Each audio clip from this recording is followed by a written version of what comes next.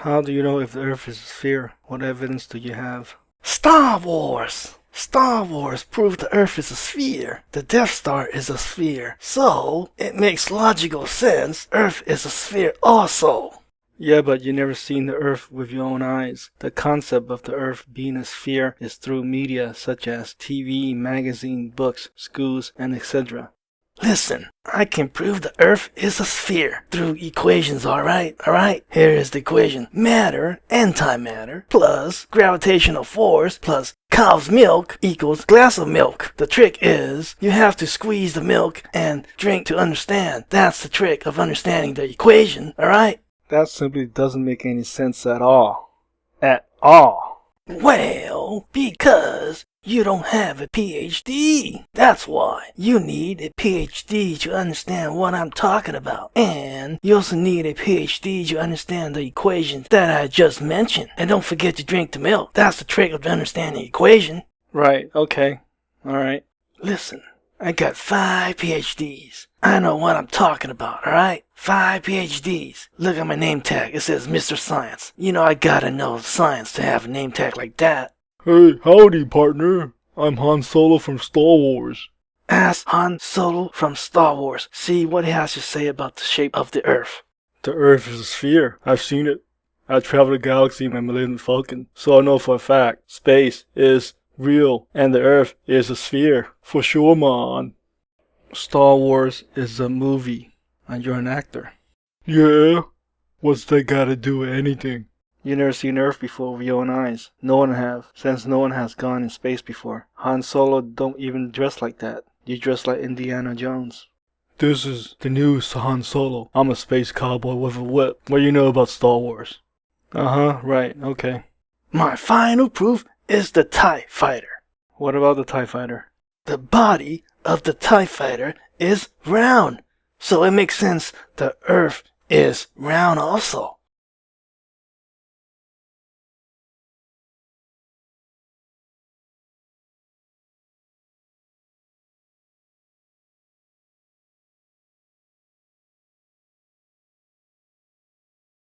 You know, my balls are spheres too, you know.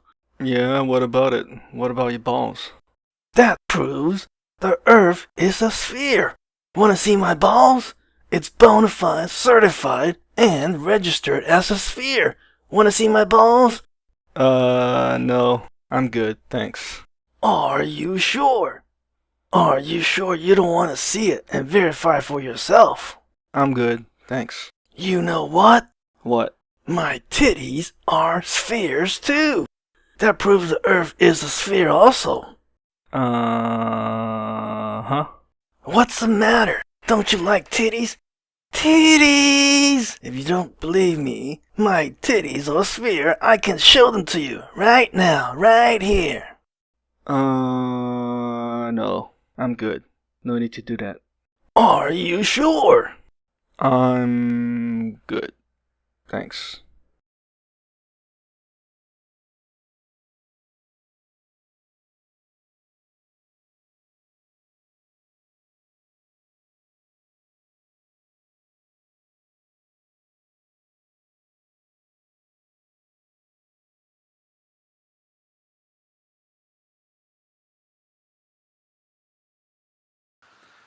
Why would they perpetrate such a massive disinformation campaign for so long?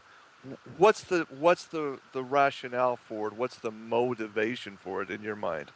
What do they gain from it, you mean? Yeah, yeah. Well, think about it this way.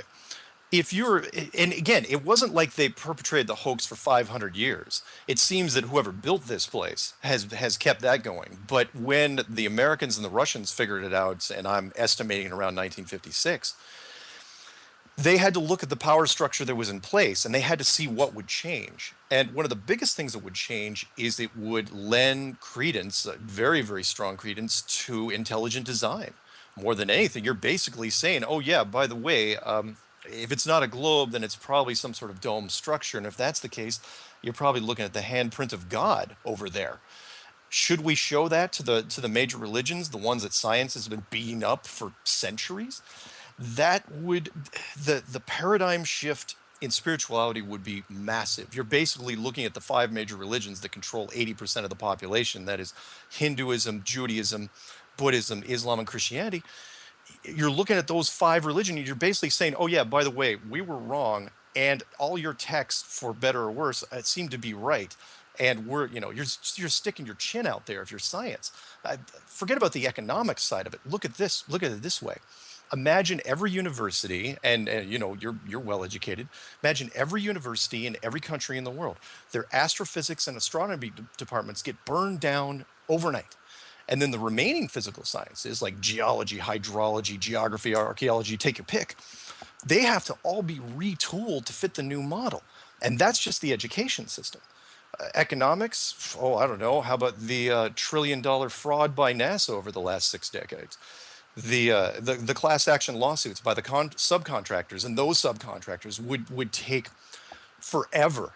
It would be but the stock markets would be a mess. It'd be basically a soup sandwich for a long time, and they just don't want to deal with it. They'd rather deal with the status quo and say, you know what, let's not we'll deal with that when we deal with it. But for now, we're just going to leave it as is, leave everything the way we want it, and just hold on to it because it's only money.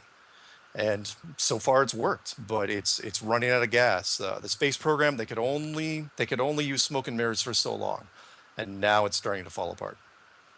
Well, good answer. That's kind of the conclusion I came up with just in my limited study on this topic after discussing it with Dom months ago. So,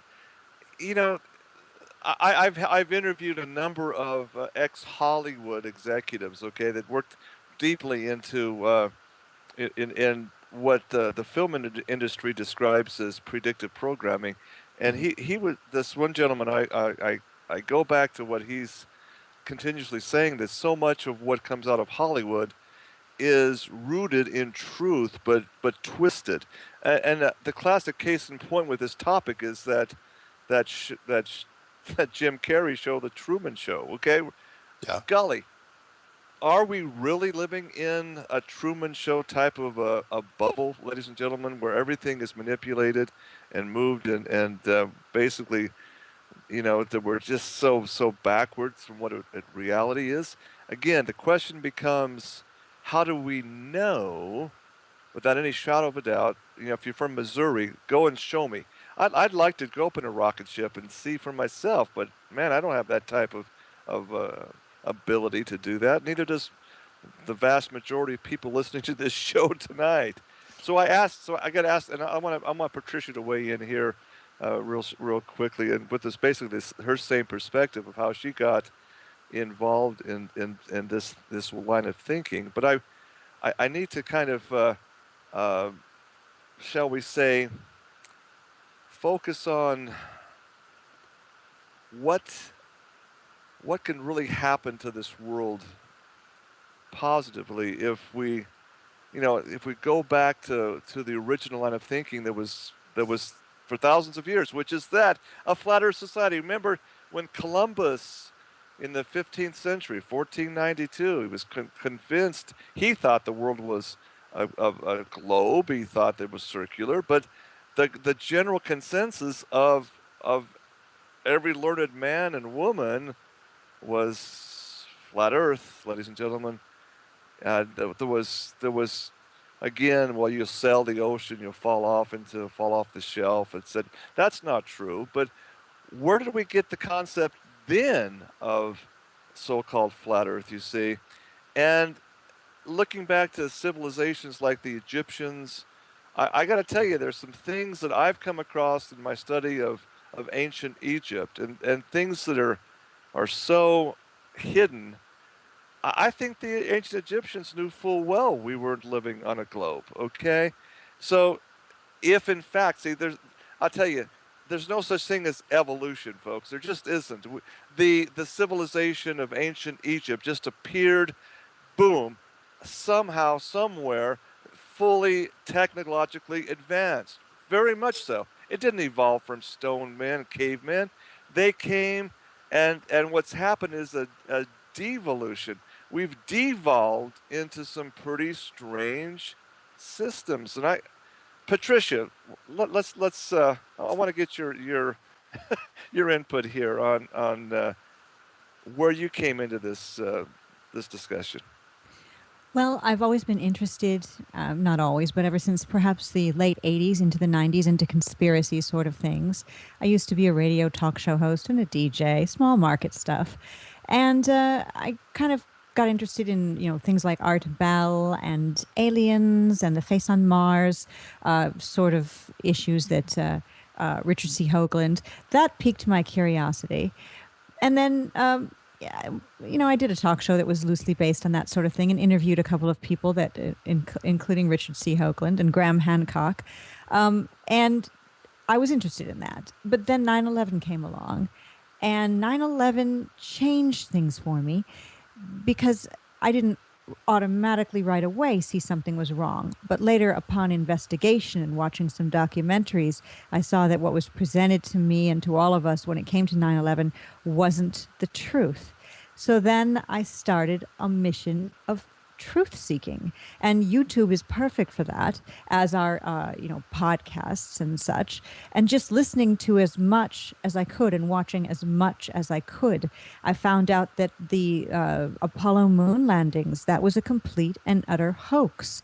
Many fine documentaries on that, and I was looking at something along those lines when on YouTube a suggested video or something caught my eyes, and it was called Flat Earth Clues. So I thought, this looks interesting. It looks weird. Let's check it out. And immediately started listening. And that was Mark Sargent's work before I knew who Mark Sargent was. And literally time stood still. I went into a time warp or an alternate reality.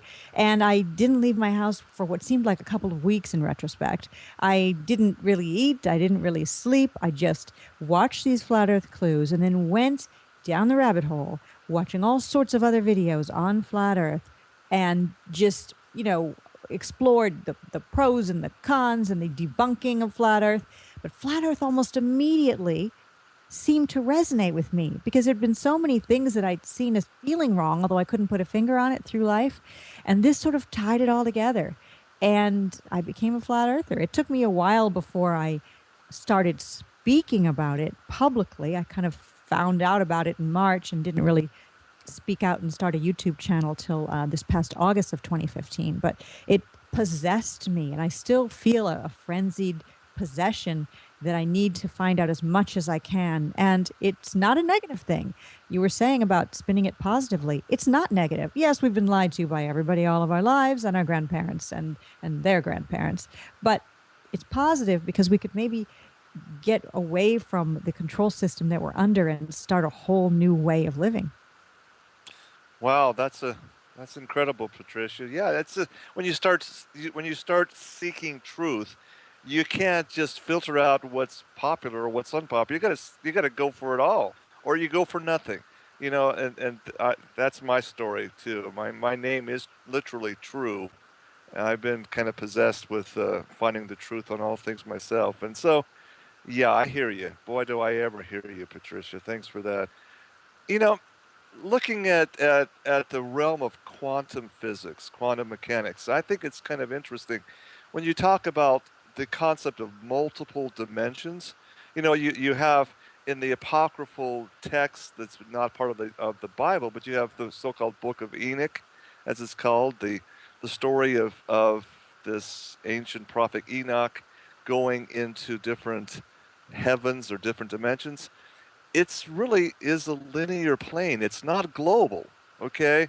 And that's a huge clue, Mark. I don't know if I haven't watched all of your 12 clues, but to me, if you look at quantum mechanics, quantum physics, it is a linear plane, which means basically it's got to be flat, not a sphere, in order to go into different realities of existence.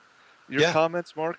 Yeah, I think you're absolutely right. And in fact, it was something I delved into, but really didn't touch on in the clues, like the double slit experiment, for example. It really, even science, when they look at that and say, well, nothing's real until it's actually observed by, one of us, a conscious being. Even that screamed to me that this whole system was mechanical. There was so many mechanical processes built in, and really that's what the clues started doing. Once I gave people the overview and said, look, it's really possible you're living in a Truman Show, and that it's been hidden from you your entire life. And then I started breaking it down into the mechanics of it, which was, look, everything can be faked if you have enough technology. And by that, I mean the jet stream up above, the underwater conveyor system down below, the magma system, the outer structure. You put these negative responsive barriers on the outside, making the temperature colder and colder, and then reducing the oxygen level as you go higher and higher, to where 99.99% of the people are never going to reach it. In fact, we didn't even. I'll give you one here. It appeared that we didn't even have the ability to discover it until the internal combustion engine. Without that, and that was what that took us, our civilization, 4,900 years before, almost an entire civilization. We didn't have the ability to find it. And then once it was discovered, then it was hidden from us. But yeah, the mechanics involved in this thing are staggering. And it only works. Everything seems to work better on a flat plane, which is what I was really getting into with the clues.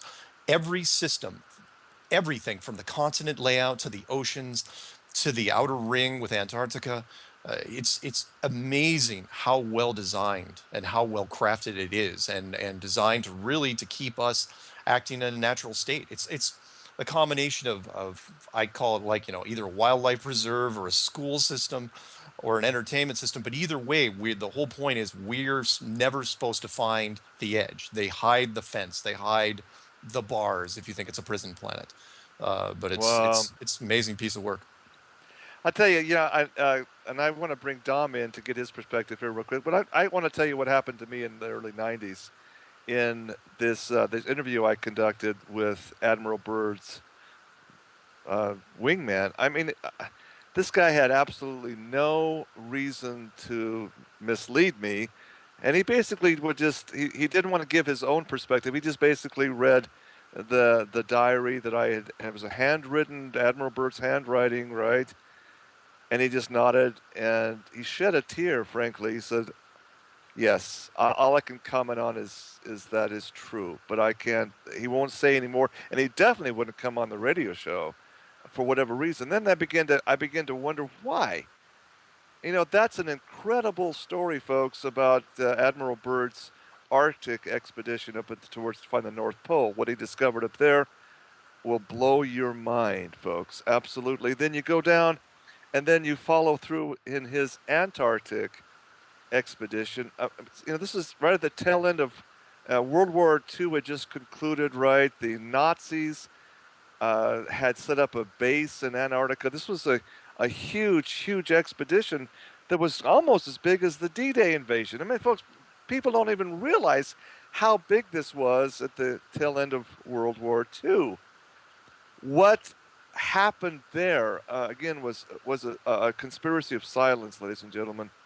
There was indeed, they did basically hit the fence. I'm telling you, as you really go and dig deep in that Antarctic expedition, there was some incredible anomalies that happened in the field of vision, in the field of radio transmissions, and the best way to describe it, it doesn't make sense unless you look at it from the flat Earth's perspective. Then it starts to make sense.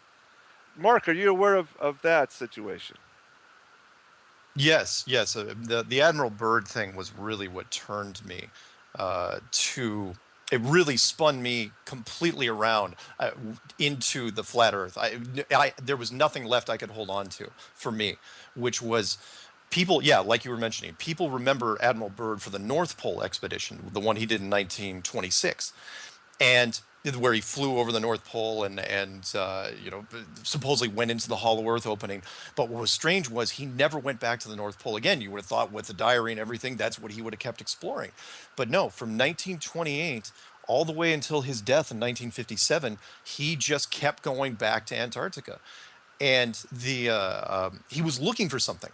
Basically, whoever sent him on point, for those of you who don't know who Admiral Byrd is, he was probably the most famous United States naval officer in history, the youngest admiral ever, made admiral at 41. and he was also an aviator and a great one of our greatest explorers of all time. And he goes down there, and someone was sending him on point. That much is easy. From 1928 up until 1956, he was, I mean, that's pushing 30 years. He's looking for something down in Antarctica. He and his teams, and yeah, Operation High Jump, which you were mentioning, which was in 1946. He took a break during World War II. The only people that were doing work down in Antarctica, interesting enough, were the Nazis. What they did down there, what they had, what we rooted out with Operation High Jump in 1946, no one's going to know. And people, yes, he sent down a massive force, a full-blown carrier group, thousands of men, for some sort of what they call a peaceful expedition down in 1946 called Operation High Jump. Now, what happened during that time, we're never going to really know. But what we do know is that it was taken care of, because he comes on television in 1954 on a CBS show called The Longines Chronoscope. Right. Great He, show. yeah, great show. Sponsored by a famous watch company, if I'm not mistaken. And he comes on the show, and he basically he's just lining up. He's baiting all the corporations. He's saying, look, there's an entire mountain range made of coal, there's oil, there's minerals, there's uranium, there's at least 8 or 9 countries already on the ice, and everyone's kind of jockeying around and seeing how they're going to carve this thing up. He's saying this whole thing's made out of money. And he goes, yeah, we're going to go back down for our expedition in Operation Deep Freeze. We're getting a base camp ready. We're going to go. They go, and then it's just radio silence from that point forward. Everyone leaves the ice at the same time. And we're talking about big countries, people that needed the resources, like Great Britain and Russia, not to mention Argentina, New Zealand, Australia, Chile. They're all down there, and they all left the ice at the same time. And immediately they formed a treaty, and they ended up signing it in 1959, which is a whole nother thing. But in 1959, they signed the Antarctic Treaty, which is still in effect today, that says it's an ironclad treaty. No corporation from any country in the world can ever go down there to do anything, ever. And I'm watching, I'm reading through this stuff, and this is public information. This isn't secret information. You can look it up on Wiki. Nobody's questioned it. The treaty is still in effect today. In fact, there's an environmental treaty on top of that treaty, but it's true, and it goes against everything that we know, especially in America. It's all about greed and money and power here. And it goes against everything we know here. We are raised on greed and money, and you're telling me that corporations can do anything they want here, especially the oil companies with unlimited financial backing. Not only can they not go down there, they can't even talk about going down there. So it's like, okay, why would you lock everybody off Antarctica? There's no cover story that you can come up with for that. No, it's that big. It's so big that it's even beyond money.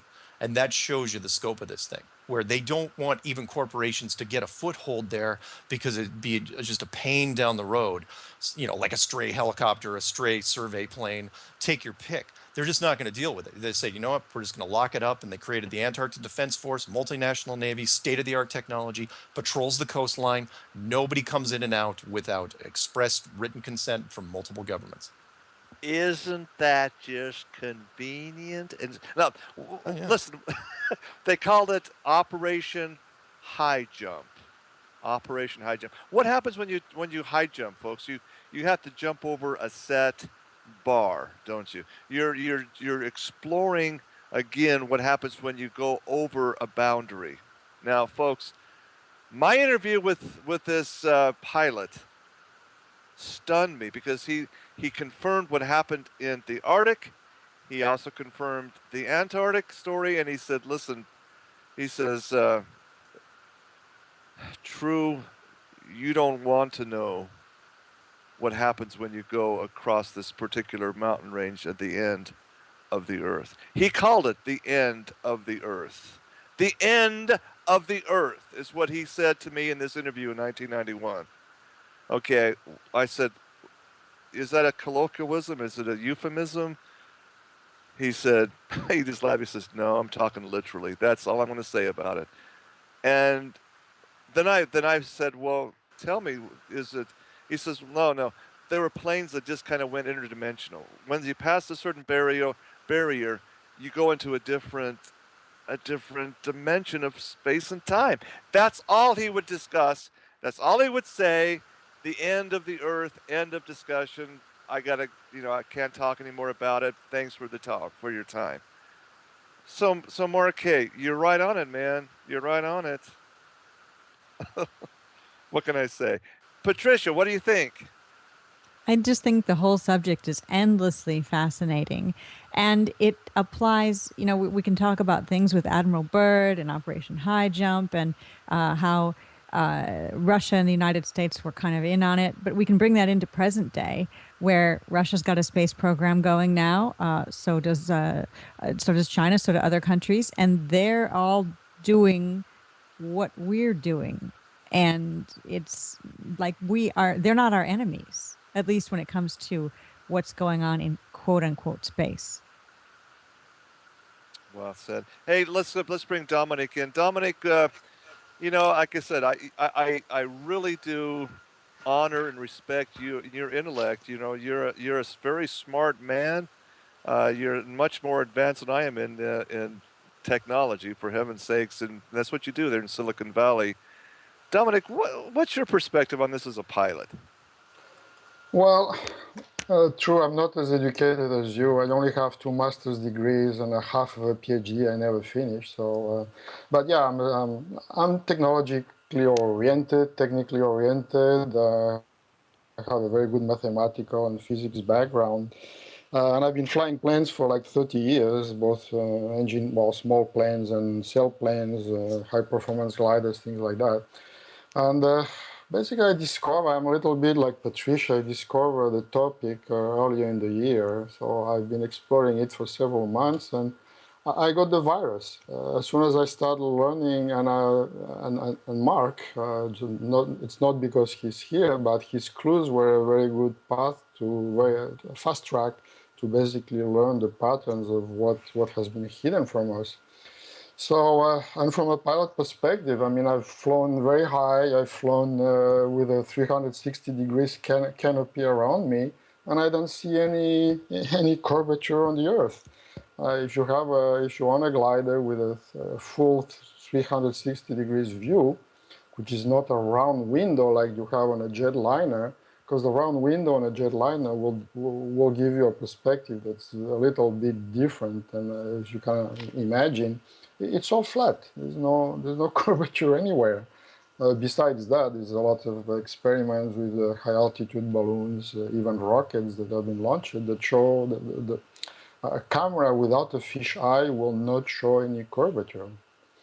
So that's kind of a summary of how I got here. And but if you have any other specific question, I can tell you more about how planes fly and why pilots never see a curvature either, and they are not aware that the Earth is flat.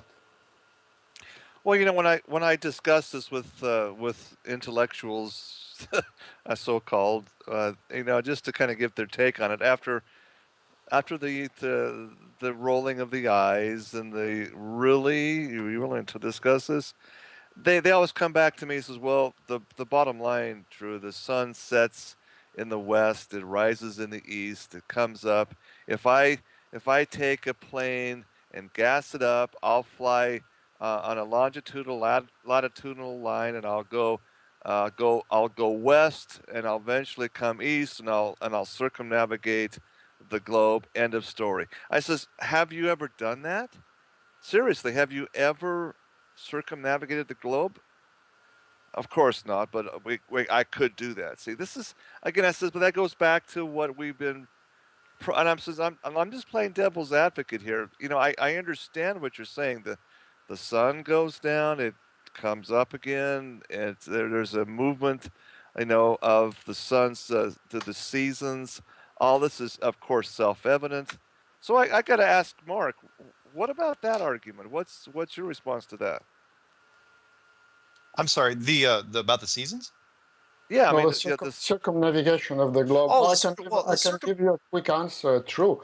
You can circumnavigate the globe for sure, but if you think of a round table in front of you, if you draw a circle in the middle of the table, You can do the circumnavigation of the table on a flat disk. It's Yeah, exactly the same it story. exactly true. Like on a dinner plate, if you just run a circle around a dinner plate, yeah, you're circumnavigating it, no question.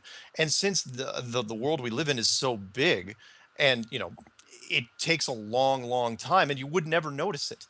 You're making a really slow left-hand turn or a really slow right-hand turn, and the compasses is going to work. A compass is going to work perfectly because the North Pole is in the dead center of the round disk. So it's still going to act like it would on a globe. You're not going to know any different. So again, it goes into the premise that I put forward, which is this place was designed in some ways to be pretending to be a globe. That's part of it. But that pretending, that illusion of the globe only holds so far as the civilization's technology. Once the detection technology reaches a certain level, it all starts to break apart, and rather quickly, I might add. Now we're getting into some juicy meat of the subject. I gotta tell you, Well, in true. your Let me give you a very simple example. If the Earth is a globe and it's rotating at whatever 1,000 miles per hour at the equator, like we are all being told, if you just take a helicopter, you raise yourself at 10,000 feet and you stay where you are, the Earth will be moving and you will find yourself 1,000 miles from 1 hour later, 1,000 miles from where you took off. Isn't that the truth? Yeah. And Uh, it should be like that. I'll give you one more, and that is the one that people gravitate to the most happens to be the curve. Even though it's not one that I touched on in the clues, it seems to be the easiest for people to understand, and that is, the Earth has to curve out over a certain distance. And if you believe what science says, then it's 8 inches per mile squared, which is 8 inches times every mile out times itself. So if it's 2 miles, it's 2 times 2, which is 4, times 8 inches, which is 32. But it keeps getting bigger. So 3 inches, or I'm sorry, 3 miles would be 3 times 3 is 9, times 8 is 72. Because it gets more and more exaggerated because as you go, if it is a sphere, eventually it's going to drop off vertical. So it's got to get more and more exaggerated. So at 50 miles, for example, like the Chicago skyline in the distance, you should not be able to see it from the other side of the lake, because 50 miles is almost 1,700 feet. And there's no building even close in Chicago that's 1,700 feet high. And that even at that point, you'd only be able to see the top. And yet we see what they say, oh no, it's an illusion, even though it's the full-blown skyline. Everything's lit up. You can see it anytime during the day, but even at night. And we're going to check to see if we can see it with night vision, because that doesn't tell a lie either. Or I'll even go out even further, which is I had a guest on my show, a United States Navy missile instructor. He comes on and says, look, we're using tools the average person can't use. We can throw a 2-inch beam radar at about 60 miles. And we can paint a target at 60 miles that's just barely above the water. That is not possible. At 60 miles, that should be 2,000+ feet below the curvature of the Earth. And it makes wow. it. Wow, that's awesome. That's great. Yeah, and yeah, what can I say? Now, I gotta have Patricia jump in here too a little bit on this. You mentioned, Mark, about the origins of creation as far as the flat Earth is concerned. Mhm. How is that?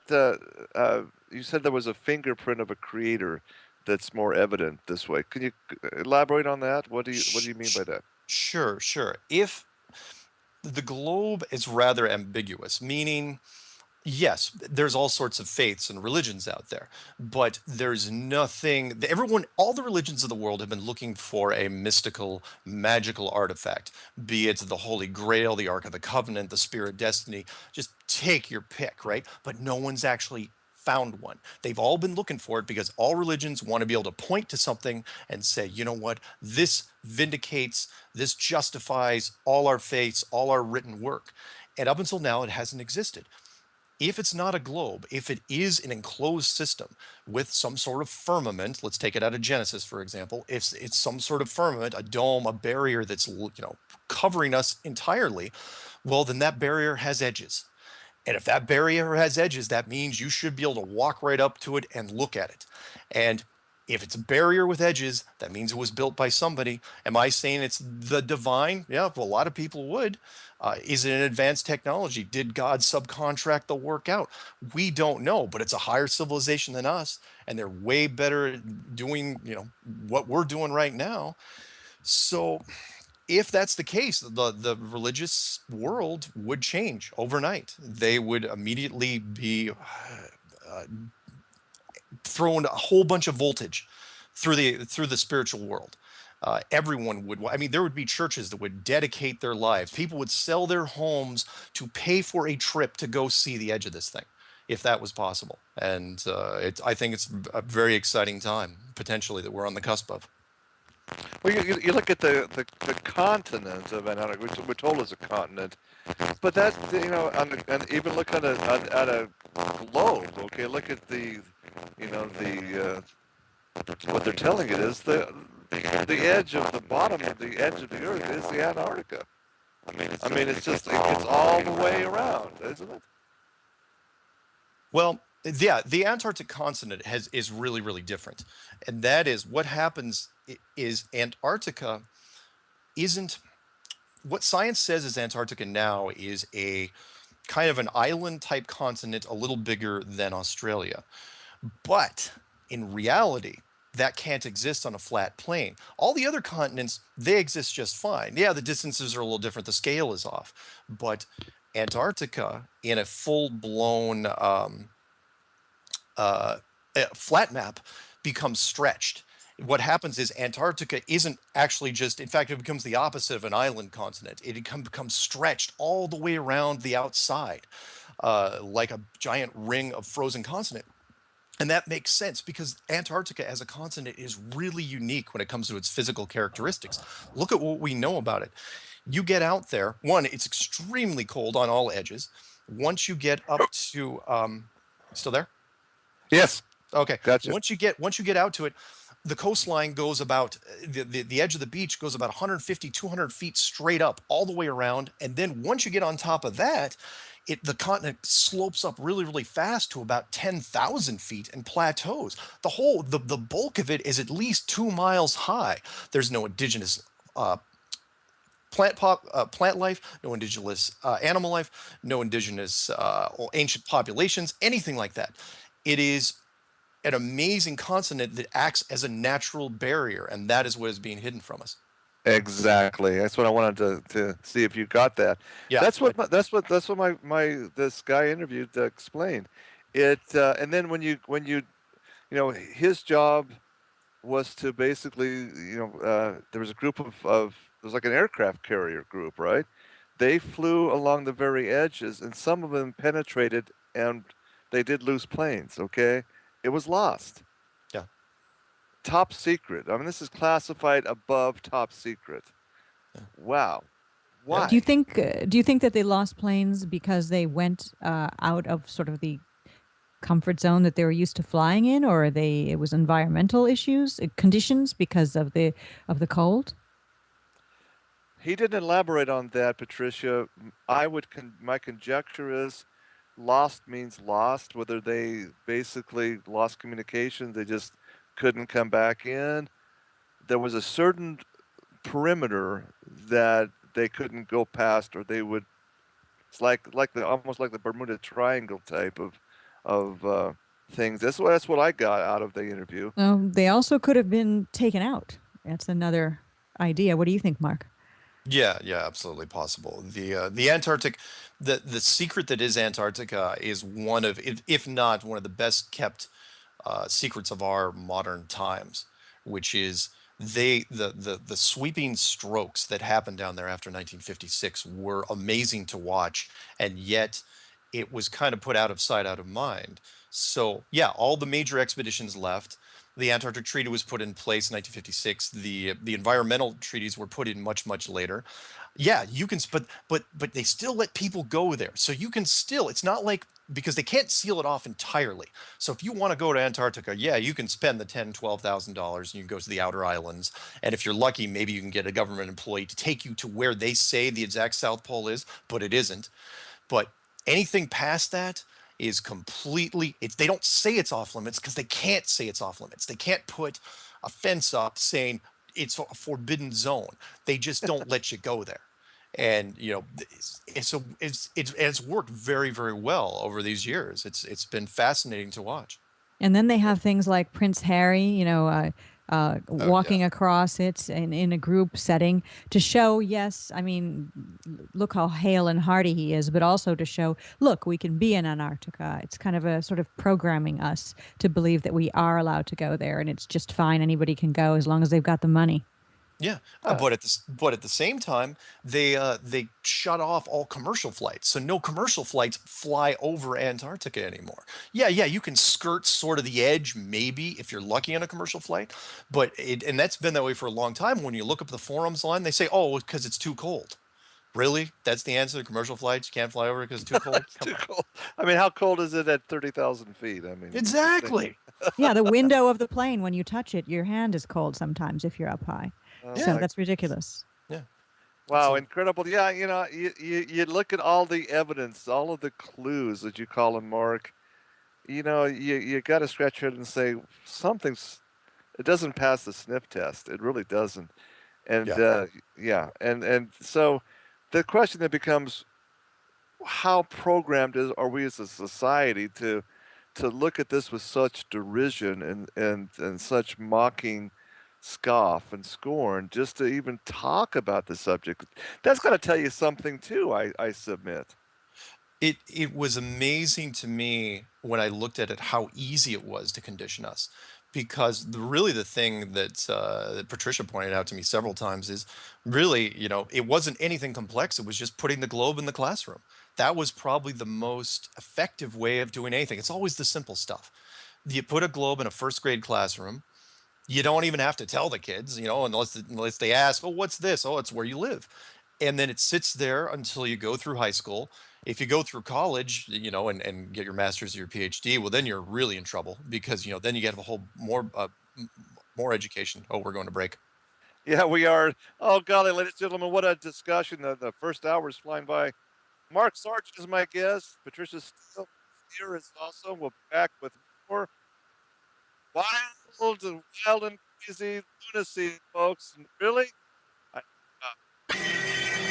welcome to the machine, ladies and gentlemen. Machinations are all about what's put into your brain as to what you believe. As a man or a woman believeth, so is he or she, ladies and gentlemen. At the conspiracy conference in San Jose a couple of years back, I was able to actually meet Dominique for the first time. I talked to him on the phone a number of times. He listened into my radio show broadcasts over the years and kind of was a fan of some sorts. And that was nice to meet Dom and to get his help in a number of issues and to meet him.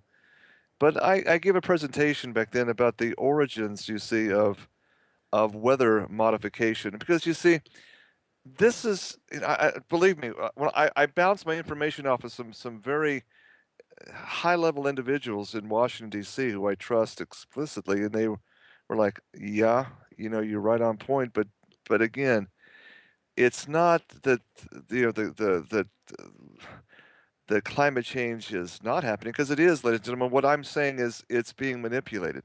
It's being driven by technology, not by greenhouse gases, et cetera, et cetera. But my presentation was simply entitled Whether or Not.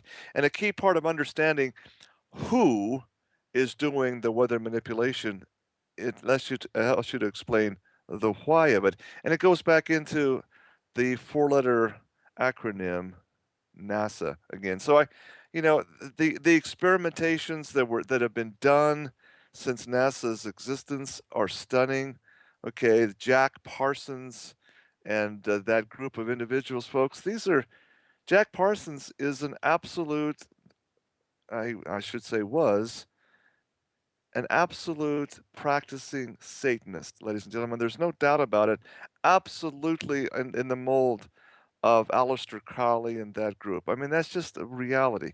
The experimentations included, yes, nuclear explosions in the upper atmosphere, folks. We're talking about trillions of copper needles spread out throughout the upper atmosphere. For what reason?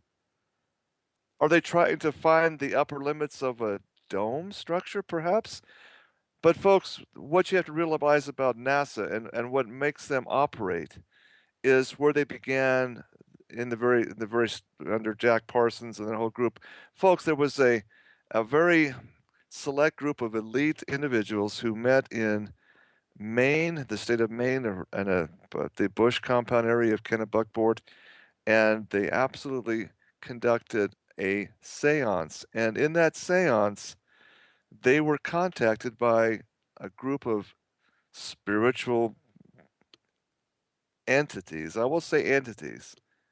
Folks, they're not angels, okay? These entities were 9 individuals that came and basically gave marching orders to NASA to produce what they're doing now. I'm telling you, when you look at what Mark is talking about here, what Patricia's been talking about in the first hour, okay, you're talking about a specific agenda, a very dark, occultic agenda. Okay, so when Mark explains what we believe in mass worldwide consciousness about being on a globe, you really got to trace that back to more than anything else to NASA and that group of elitists behind it for a very specific agenda. So I want to just bring that out about Jack Parsons, NASA, Jet Propulsion Labs. I want to get Mark and Patricia's take on this. Mark, what do you think about that part of the story? It's very, very interesting and doesn't necessarily surprise me because NASA's entire inception, and for people, it's really tough. This is a tough one for people to get their heads around. NASA never did. It's not that they faked some of it; they faked all of it. And part of it could have very well been for ritualistic reasons, because when they were founded in 1958, they were founded with the entire purpose of hiding where we are now. They were the layer. They were the ones that hid the structure. They were founded, which was really interesting. What you were talking about, the high altitude nuclear explosions, they were founded during that process. So when the high altitude testing started in 1958, after like the third shot, that's when NASA was created. And we all know, they were created literally on the backs, on the ashes, not even cold ashes of the Nazi war machine, with Werner von Braun, who also an enigma. If you want to look up a neat little tidbit on him, look up the fact that on his headstone, which is very very modest, he's got a Bible verse on there. That's Psalms 19:1, which basically says, depending on the translation you look at, and in the firmament shows his works. Why would he say this on his headstone? The founder of the NASA, more or less, the guy that basically helped the rocket program become what it was. Fascinating stuff. But yeah, NASA created in 1958, and during the high altitude testing, and the high altitude testing worked hand in hand with them from 1958 until 1962, and with the Russians and us, they were both doing it at the same time. But yeah, sorry, get back to the point. The rituals involved in NASA, yes, symbolism is all over the place with them. Every mission, every name of every program, every missile package, the numbers, the numerology is everywhere, and it's been hidden in plain sight this entire time. The Apollo logo has 3 stars of the belt of Orion on it, which is Osiris. I mean, you can look at all of their logos of the different missions, and they all have sort of occult aspects to them. And it just looks like interesting designs until you look closer. Yeah, and what she said, and that all astronauts, regardless of where they were before they joined the program, were required to become rather high-level Masons before they got into it. Which why would that be a requirement of being an astronaut? Why would that have anything to do with it?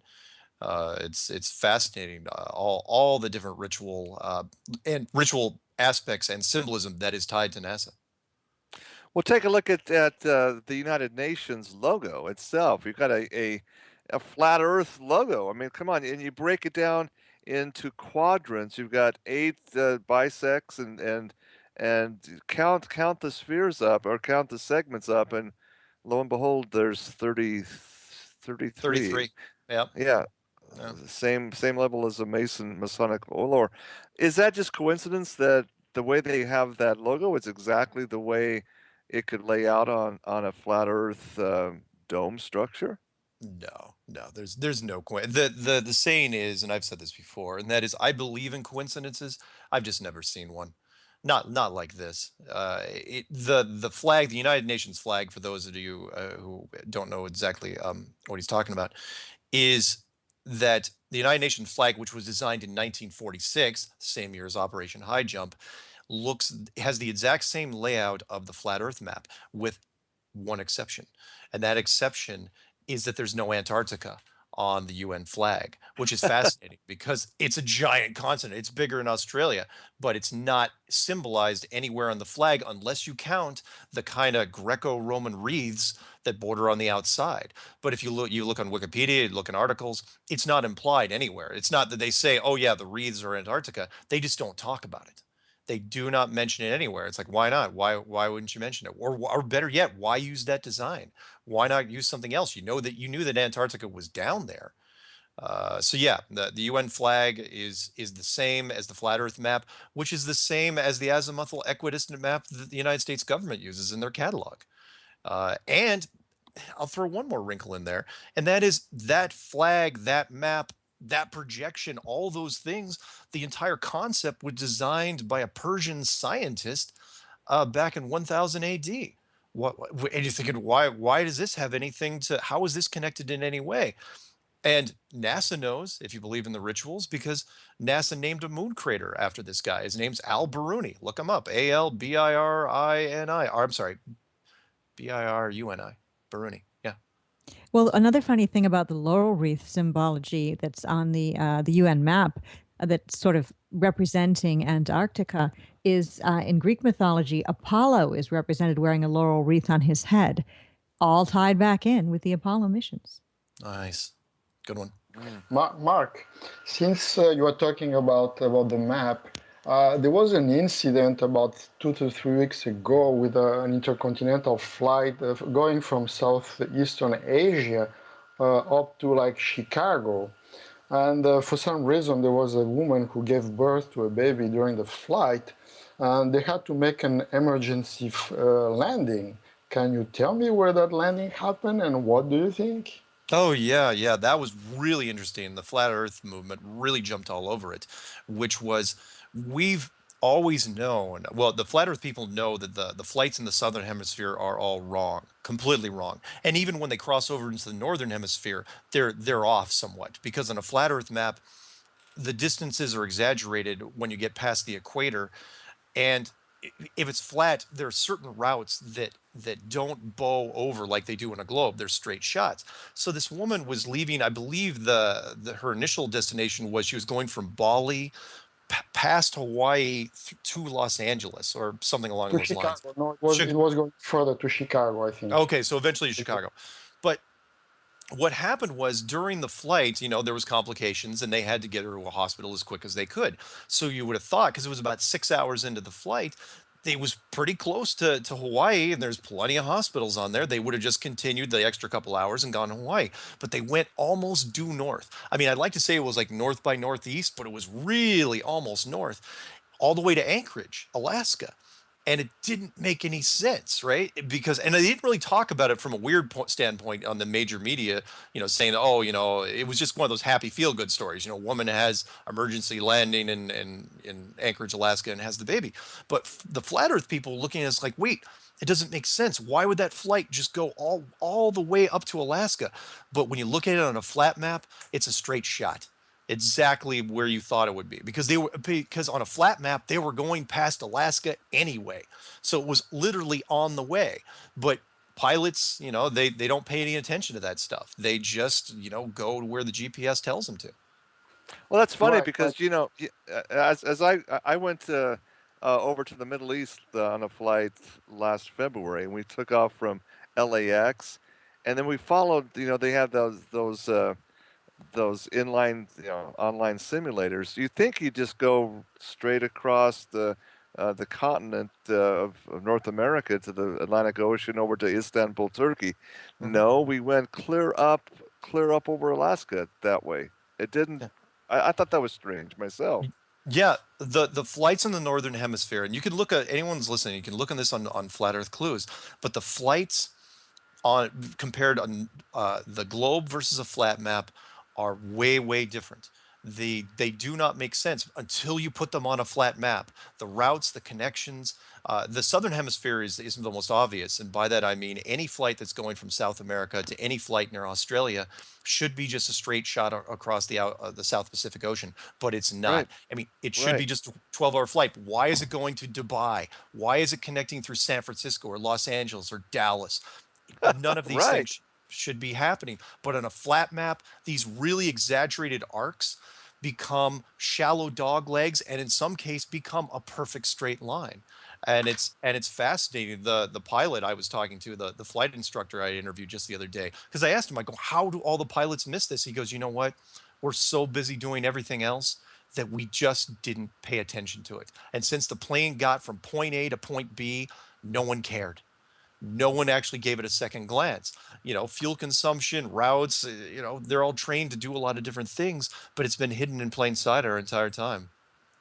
Well, Mark, the flight routes are given to the pilots on commercial airlines. They're given to the pilots by the airliner, by the airline company. They have a chief pilot that works on the routes for every flight, every route they take. And the Hmm. pilots have no decision. They just follow the instruments from point A to point B to point C to point D to point Yeah. E to the final destination. So they just keep hopping, and they don't have any perspective on the overall picture of where they are, where they're going, as long as Yeah. they land at the final destination. Yeah, you're absolutely right. And honestly, and I talked about this in one of the clues, and I'm not going to pick on pilots too much, but even because, they've got their jobs, their careers to think about, but even if they made that huge leap of faith, it's like, wait, this map doesn't seem right. This route seems wrong. Even if they made the leap of faith and said, you know what, I think the map's wrong and the map looks a lot flatter than it does round, who are they going to go to? You're going to go to your supervisor? You're going to go to the airline? You're going to call the FAA? Who are you going to call to talk about this? You can't. You can't. I joked. I said you might as well tell them you were chased by a spaceship the entire flight. That would actually be easier for them to swallow than what you're telling them. And yeah, it's an interesting. Plus the GPS system, which was designed by the U.S. military, the DoD, Department of Defense. It's a completely militarized system. And it's, if people wanted all the details on that, listen to the flight instructor interview I did. It's fascinating. There's gaps in it, huge, massive gaps, not only in the oceans, but domestically, over land. There shouldn't be gaps. It's supposedly a 24 satellite global positioning system. Why are there dead zones? Huge dead zones. This is an American system. We don't build anything small. We blanket coverage everything. You can't tell me that there's flaws. There's black spots on the map. Yeah. Oh Anyway, my Well, sorry. goodness, yeah. That's my rant. the other reason why the pilots don't see the curvature of the Earth is because they fly with a barometric pressure. The altitude is controlled by barometric pressure. They Yeah. just stay at a constant, basically a constant distance from the ground in terms of altitude. So they just stay at a constant distance. Doesn't matter whether there's mountains or no mountains. They fly by barometric pressure. And Yeah. for the airliners, the GPS is only a secondary or tertiary system. The primary system is in inertial navigation. So it's done with gyroscopes, and that's the primary system they use for intercontinental routes over the oceans. Yeah. Yeah. And a challenge to anyone out there, because I hear this from a lot of people that initially say, well, I've flown in an airplane, I've looked out the window, I've seen a curve. I say, really? Really? You've seen a curve? Fine. Take your camera phone out, take a picture of it, take it home, put it on your laptop, hold up a straight edge or a ruler or a piece of paper, whatever you want to it. Tell me the curve's still there. You want to see the curve. That's the difference. No one, and I've been doing this now, only 8 months, but that's 8 pretty solid months of doing this. No one has emailed me a picture of any airplane. They've taken the picture out the window and it's a curve. And I think it's because, you'd think they'd send me pictures and say, well, it was flat. No, it freaks them out. And then they don't know what to do. And then they become a flat earther, like Patricia.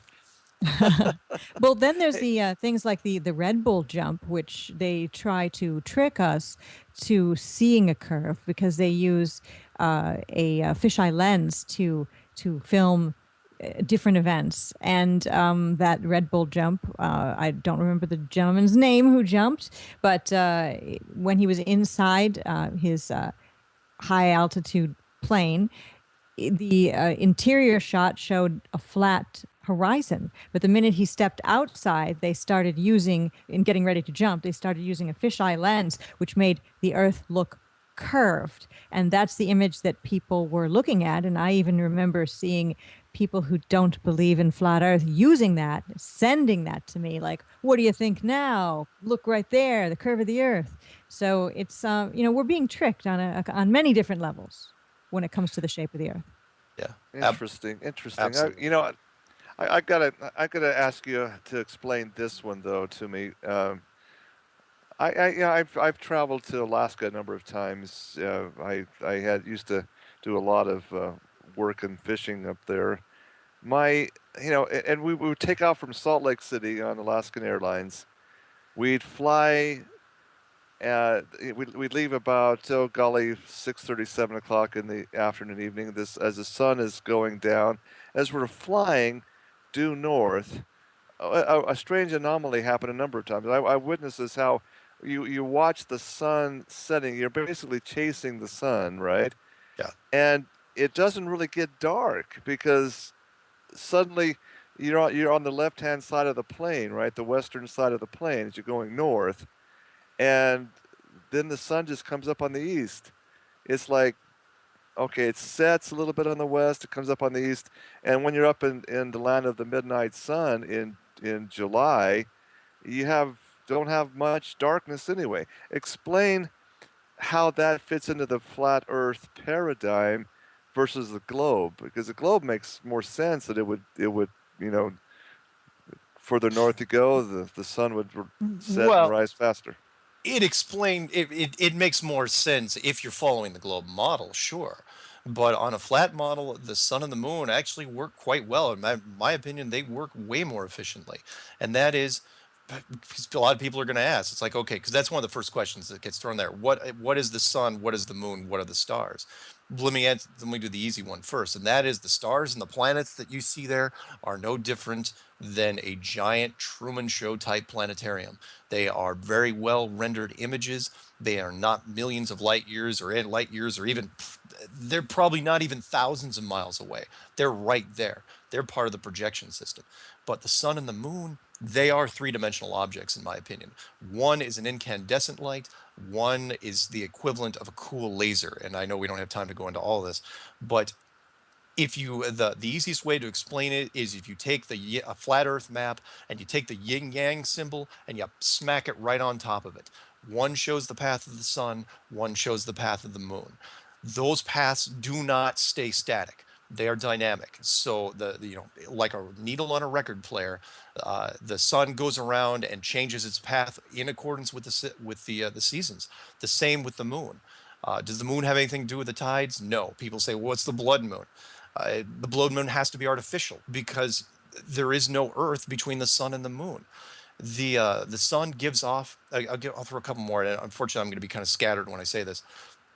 The sun is an incandescent system. Yes, it gives off warmth. Does it affect all the seasons? Does it control the seasons? No. There's plenty of other systems that do that. And by that, I mean the jet stream, which is upper, the underwater conveyor system, which is in the oceans, the magma system, which is under that. The moon, however, fascinating. That object has got some really neat stuff that's happening. If anyone wants to look some of that stuff up, look up Lunar Waves on YouTube. It's done by a guy that I interviewed fairly recently, which was his name's Crow777, CROW777. And what he did was, and when I talked about the detection technology, was that he took an HD camera, attached it to a telescope, and started shooting the moon. And he is now noticing resolution issues, basically a refresh issue with the moon. That's not possible unless the moon, the image of the moon, there's something there that is being projected on top of the moon's surface. We don't know what that is. Plus, I'll throw one more in at you. The moonlight test, which we've been doing recently. That's amazing.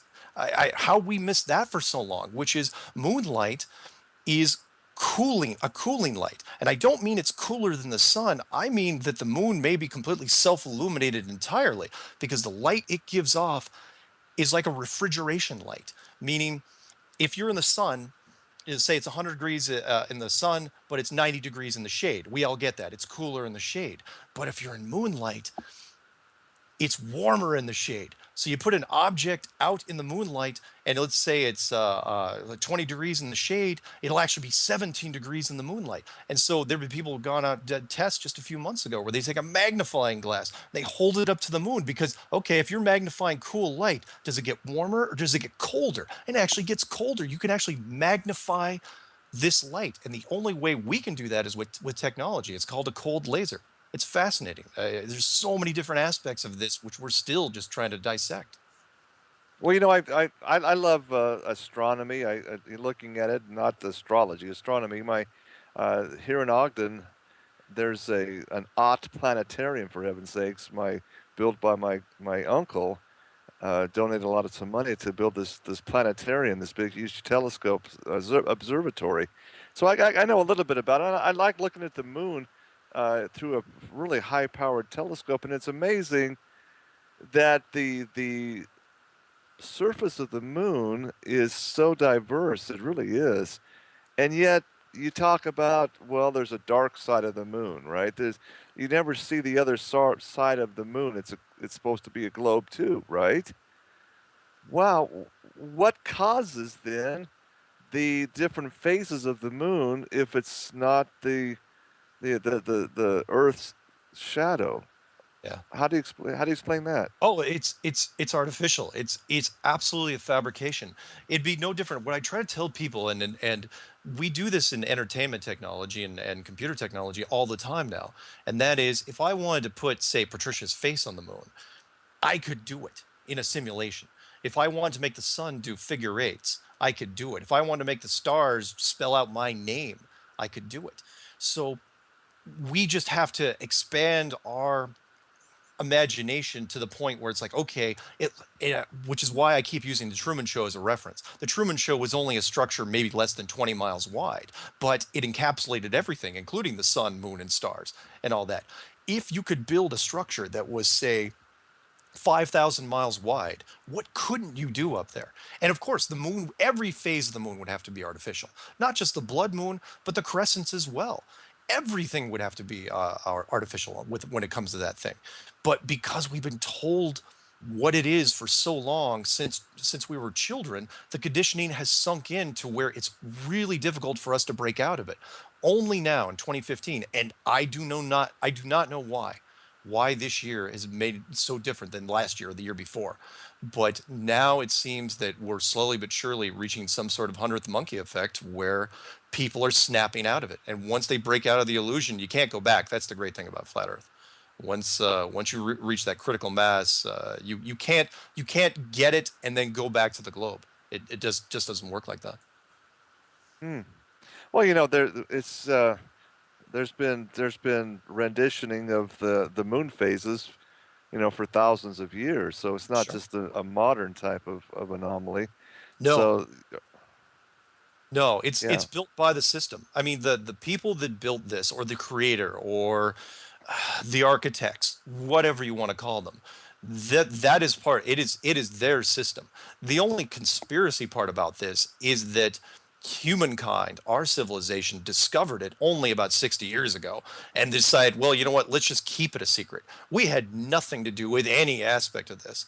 All we're doing, and by that I mean the authority, meaning the governments, the super rich, and the royals, they decide, you know what, the power structure, we like it the way it is, let's just hold on to it. But now, as of now, every day it's growing stronger and more people are getting it. I get less and less hate mail to the point where I firmly believe this thing's gonna break wide open eventually. Well, Sean,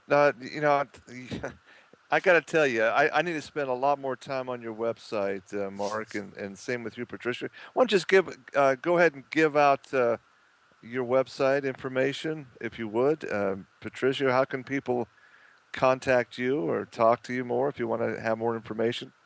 Well, I have a YouTube channel, and it's called Flat Earth and Other Hot Potatoes, and a Facebook page by the same name. So you could just go to YouTube and type in Patricia Steer or Flat Earth and Other Hot Potatoes, and I'll be right there. And all of my videos are there. I do several each week, and they all are about the flat Earth and other hot potatoes, but generally about the flat Earth. So by contacting me, it can be done through the YouTube channel page. Okay, Cool. great. Thanks, Mark.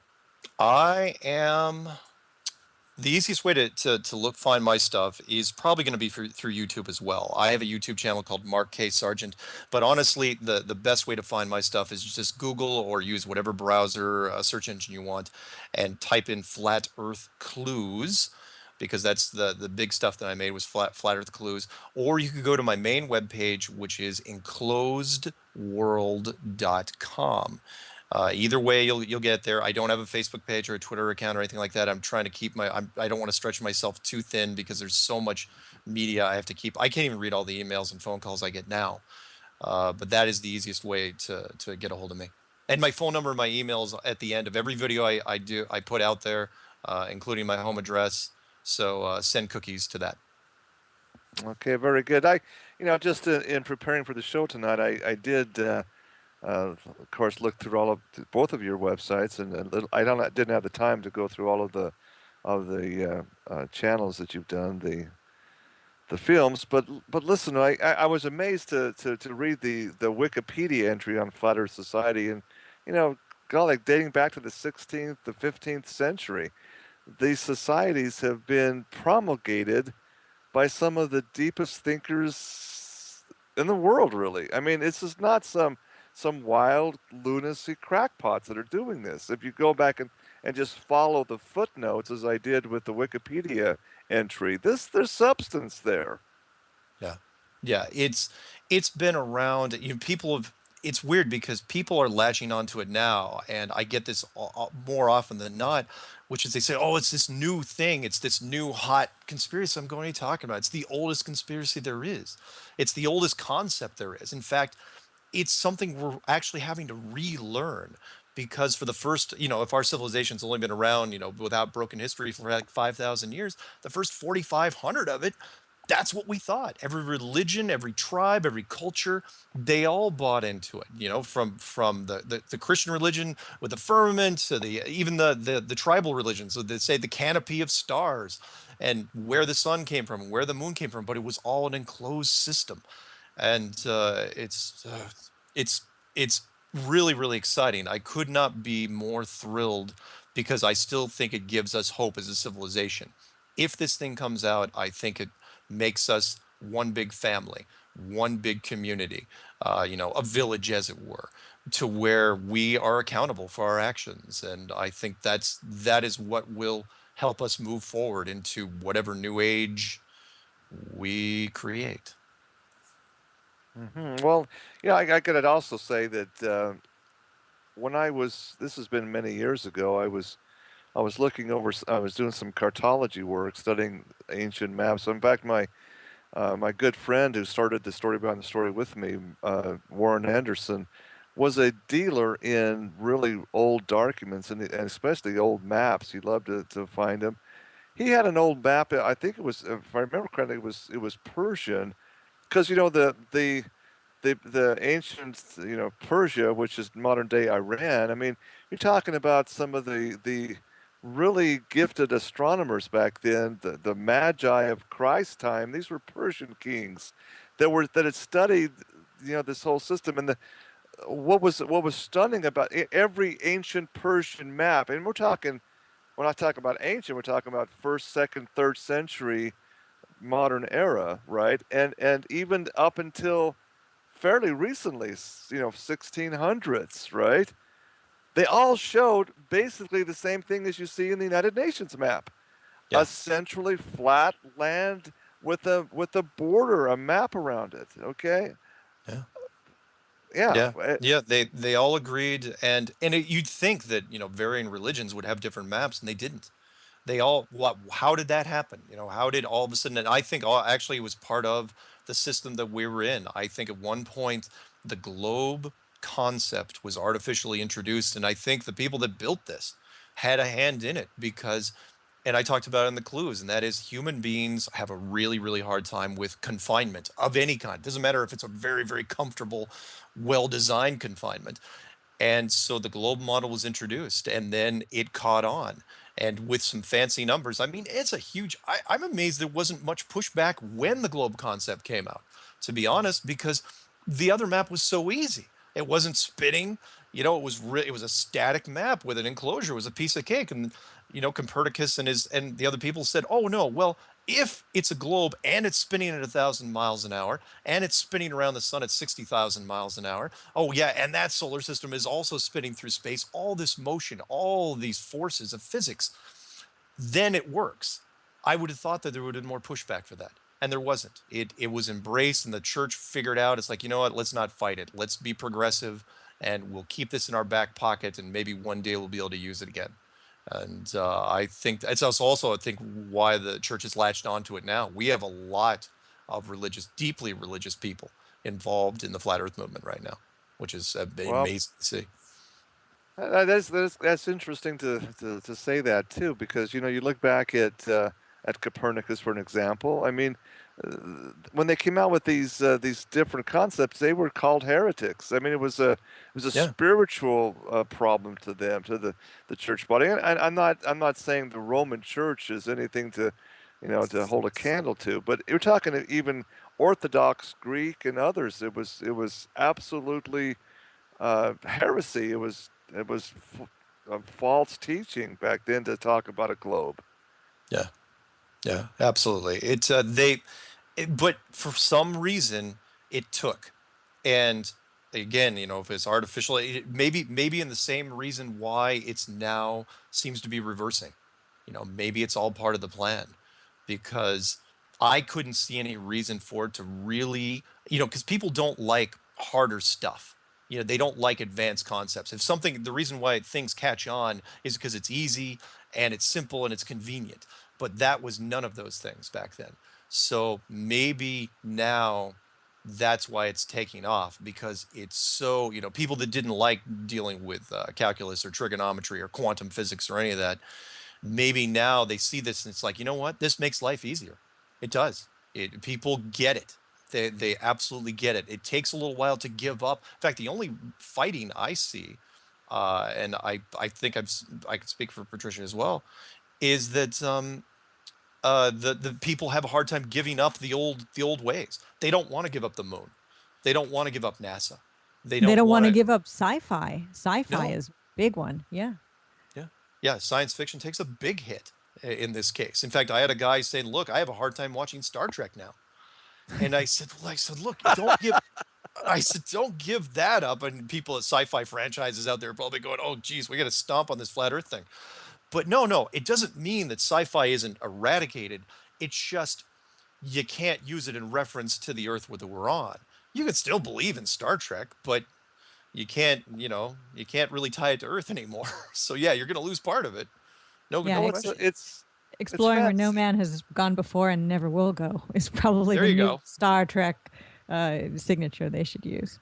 Nice. Well, I'm a huge fan of Nikola Tesla. I've got papers and books and studied a lot of his patents, and he didn't come out and actually make public statements. But part of the friction, I think, between him and Edison was because Tesla was talking about, again, linear trajectories, and basically he was espousing that energy fields travel on a linear, not a global arc. And as you look into what he was proposing as far as his worldview, his paradigm, I think he would be on board with this. Yeah. I think eventually mainstream science is going to have a problem. No question. Anyone with a PhD in astronomy, astrophysics, they're in trouble. Because they've spent you would know. I mean, anyone that spent that much education concentrated on one subject, and to have it completely reversed, yeah, they're gonna have a hard time. But the other scientists, they're going to also have a hard time too, because no one wants, it's a club like anything. They don't want, if you come out, the first scientist, that's really going to be the groundbreaker, is the first scientist that comes out and says, you know what, the flat earthers may have something here. Because because you can't, there's too many really large questions, granted, that aren't math based. There are some that are. There's too many large questions which they won't touch because they can't. The biggest for me, which is one I actually put forward to a friend of mine, because he wanted to ask a scientist something. He goes, "Can I? If I ask him one question, what would you ask him?" I say, "Fine. Talk about how we got past the Van Allen radiation belts that were announced in 1959. Van Allen radiation belts announced by NASA. I think probably premature. They said it's the deadliest thing to human beings. Human beings cannot get past them without dying, but yet Apollo 8 through Apollo 17 made round trips through them. Nobody died. Nobody got cancer. The capsules weren't contaminated, and they didn't use any shielding. And the only shielding, the reason why it was such a bad idea in 1959, but they didn't know it, because we didn't know anything about radiation. And the only two metals that are really used to protect from radiation are either lead, which we still use today on dentist chairs, or gold, which is twice as dense as lead, or almost twice as dense. And either way, you can't put something that heavy on top of a capsule. You can't fly an anchor. So how did we get through the Van Allen radiation belts? And then they might come back and say it's a trick question. It's a trap. And the question, because they'll say, well, the Van Allen, because now there's articles saying, well, the Van Allen belts aren't that bad. I say, really? Because the Orion project, which is going on right now in 2015, which is a manned capsule, they won't send men up into it because they say, well, we still got to deal with the radiation problem. I'm going, well, and they do this on video. This isn't like an article. They actually have a video production on this. I'm going, well, what are you talking about? Dealing with the radiation problem. You dealt with it back in the 60s. What changed? Did you forget how to deal with radiation? We have advanced technology. There's no alloy that you've invented. At least make up something. It's the lack of cover stories just infuriates me. It's just bad writing on my part, or I'm sorry, on their part. Interesting. Mark, I would like to answer a question that keeps popping up in that area, and that's the question: since assuming the Earth is flat and there's not outer space, are there satellites out there? What's happening with all the satellite dishes where we are supposed to be receiving signals from a geostationary satellite, which is whatever 30,000 miles out there? It's very simple. If you take a perspective like the one you show on the front page of your website, enclosedworld.com, assuming there's a big sphere around us, whether it's smaller or much bigger, it doesn't really matter. If you take a big dish, one of those huge 100-foot dishes, and you point it up to the canopy, let's say to that ceiling, to that canopy, it will reflect. The microwave signal will reflect down according to the angle of whatever you send up. So you can point dishes to the point of where the signal is reflected, and you will receive signal. So there's not necessary for satellites to be out there to receive satellite TV. It could all be terrestrial, reflecting on the dome itself. Yeah, absolutely. And satellites for me, I have little or no faith in them anymore because several reasons. One would be the ISS, the International Space Station. The interior footage of that has been shot over the last few years and released to the public is abysmal from a production standpoint. The effects are shabby. The writing is terrible. The whole production is just a mess. So if that is being faked, then how can I have any faith in satellites at all? But yeah, you're absolutely right. Also, they could compensate with the existing LORAN system, which I don't think was ever shut down, LORAN. They could compensate with new towers. They could compensate with anything. Yes. Do people's home dishes point at something? Yes. Do I think they're satellites? No, I don't. And again, we don't have time to get into it all. You'll just have to go through the site and all the content out there and take a look for yourself. Mm-hmm. I have to bring in something else that I made a note here on. I did a show a few months back on the and it's one of these other censored, hugely censored stories of this great, huge Grand Canyon Egyptian city. Now, talking to people that have explained what they've seen in the Smithsonian concerning the artifacts coming out of the Grand Canyon, this is another huge part of the puzzle, I think, because we're talking about. I mean, I've got pictures that were sent to me, and I've sent them out to some people. Say, well, that could be easily photoshopped, yada yada. But it's not. But it's not. They're talking about again maps that were they were written on papyrus. That again shows this exact same thing we're talking about here, folks. This Egyptian culture. What in the world is an Egyptian city doing in the Grand Canyon? And look, there's places in the Grand Canyon National Park area that are flat out, just like the Antarctica region. You will not be allowed to go in there. They tell you, and I've been down there many times and asked to go into these places. No, there's too many unsafe caves. They say it's too dangerous, etc., etc. What don't they want us to know? What are they keeping from us? And I guarantee you that's a huge part of this cover-up story. Yeah, agreed. The what I've tried to tell people beforehand, because what you're talking about is the previous tenants of this place. Because in a structure like this, we're not the first renters of this apartment by any stretch. There have been previous civilizations, and they had advanced technology. In fact, in several cases, probably more than ours. But we're not allowed to know about that. That is also hidden. How many underwater cities do we have to know about? How about the radioactive glass down in India? The entire text of the Mahabharata. It just goes on and on of the ancient ruins that are all over the place, plus the carbon dating system that can't be trusted. We're Yep. arrogant in that aspect. Our history goes back 5,000 years, and that's it. That's all. That's it. There was no other civilizations before us. That is so unbelievably arrogant. Truly. Mark, we have a caller that's been on the line added from 818 area code, wants to weigh in on this discussion. Welcome to the show, caller. Question or comment? I think we're standing by to have that caller reconnected if possible. Oh no, the caller dropped off the line. Dropped off. Okay, not a problem. Well, yeah, this I'm sure we're going to get I'm going to get an earful from people, I'm sure. But again, let's debate it logically. Let's not sit out there and just cast stones.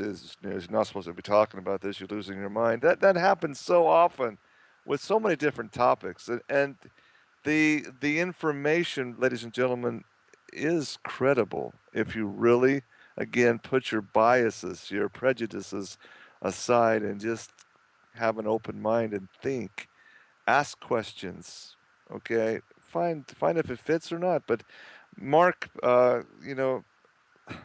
Patricia, we got about 10 minutes, 5 minutes left. Really, wrap up. What would you like to? Where do you see this thing heading in the next year, 2 years, from your standpoint? I'm thinking within 2 years it's going to be broke wide open. I don't know exactly what is going to be the key that goes into the right lock at the right time that springs it open, but something's going to happen. Lots of little things are happening all of the time when it comes to flat Earth moving forward, and more people learning about it and knowing about it and accepting it. But there's going to be some kind of an event, or it could be as simple as a famous person coming out and talking about flat Earth openly. A scientist, as Mark said earlier, coming out and, not really caring about their career as much. I mean, somebody really big, and just exposing what they know. I'm not sure, Mark, what do you think could be the thing that we're looking for? Well, that's just it. I mean, right now it appears to be smoldering and sometimes burning under the surface because it's a secret conspiracy. And by that I mean it's the conspiracy that the cool kids talk about, but they don't talk about it openly.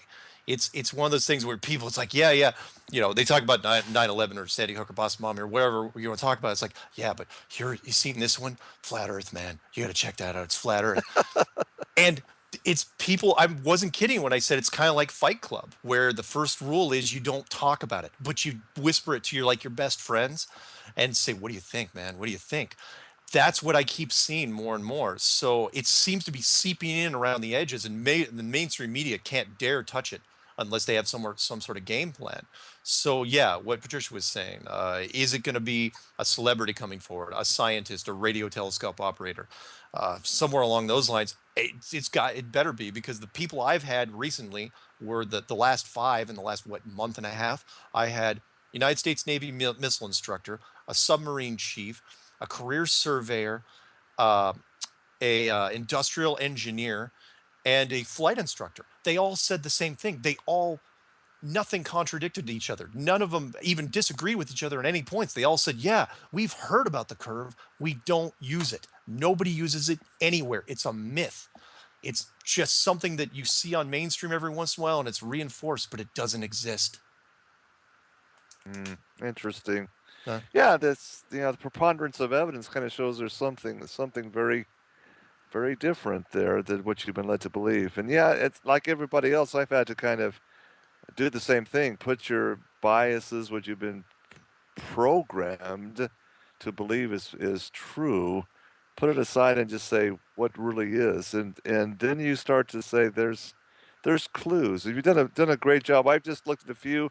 Mark, I'll dig into it a lot more. I thank you for your work and the effort you put into it, and thank you. same to you, Patricia. Yeah, we're uh, what a strange world we live in. I just keep going back to that 1991 interview that I had, and he kept referring to the edge of the earth, the outer limits, things like that, colloquialisms. But he says that's literally the way it is. Well, Uh, there's movies like Capricorn One that you can just go, download and watch. Came out in the '70s. O.J. Simpson in it, and a host of other stars that are about a mission to Mars that had to be faked. But Yeah. it's pretty much the story of what went on with the Apollo missions. Yeah. So it's what 1977, that movie. Roughly. Yeah. Yeah. Yeah, and let me throw in one more, and that is, look for those people out there, because this hits people like a truck, and that is, you're not going to get this right away. Nobody. I mean, yeah, every once in a while there's somebody gets this right away, but most of you, it's going to take days. But it is going to be, and I like the analogy I came up with recently, and it's going to be like a marble in a paint can. It's going to be rattling around your head until you resolve it one way or the other. You're either going to dismiss it entirely and say, you know what, I'm never going to look at it again, or you're gonna research it yourself, and days from now, maybe weeks from now, you're gonna sit down, you're gonna go, you know what, i can't I can't prove it's a globe anymore. I can't prove my world anymore. And that's when it changes, and that's when it starts getting interesting. Again, just look at the Bible quote in Genesis, where the firmament was set in the heavens. The word firmament in the original Hebrew is a basically has to do with the dome structure. That's what it means. Yeah. So and that word you said there, why would the creator of NASA put that on his headstone if not to leave a breadcrumb trail? Why would he put a Bible verse that mentions the firmament on his headstone? Wernher von Braun, look it up. It's right there. You can Google it anytime. And what were the Nazis doing in Antarctica? Why Operation High Jump? These are really important questions. Do they matter? Well, it matters. I mean, that's a huge expedition. It's just second only in size to the D-Day Normandy invasion, for heaven's sakes. And the tragedy is, Mark and Patricia, 99 out of 100 people haven't got a clue about that. Well, we're trying to change that. We are trying to change it every single day in every single way. Okay, my God.